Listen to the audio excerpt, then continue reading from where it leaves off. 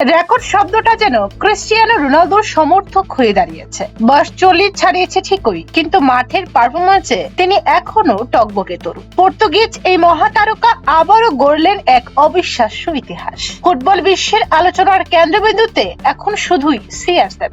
Saudi pro লিগের high voltage ম্যাচে আল সাবারের বিপক্ষে মাঠে নেমেছিল আল নাসর, আর সেখানেই দেখা গেল রোনালদোর সেই চিরচেনা ম্যাজিক। ম্যাচের দ্বিতীয়ার্ধে সতীর্থের বাড়ানো পাস থেকে দারুণ এক ফিনিশিয়ে লক্ষ্যভেদ করেন তিনি। এই গোলের মাধ্যমে ক্রিস্টিয়ানো রোনালদো সৌদি প্রো লিগে নিজের 100তম গোলের মাইলফলক পূর্ণ করলেন। মাত্র 2 মৌসুমের কিছু বেশি সময়ে এই কীর্তি গড়া আধুনিক ফুটবলে প্রায় অসম্ভব এক ব্যাপার। আল নাসরের জার্সিতে যোগ দেওয়ার পর থেকেই তিনি দলটির আক্রমণের মূল ভরসা হয়ে উঠেছেন। শুধু সৌদি লিগেই নয়, ফুটবল ইতিহাসে সর্বোচ্চ অফিসিয়াল গোলের মালিক এখন নিজের রেকর্ড নিজেই ভেঙেছেন এবং তার ক্যারিয়ারে 971তম গোল পূর্ণ করে তিনি এখন 1000 গোলের ম্যাজিক ফিগারের আরো কাছে। ভক্তদের এখন একটাই প্রশ্ন, কবে দেখা যাবে সেই কাঙ্ক্ষিত 1000তম গোল?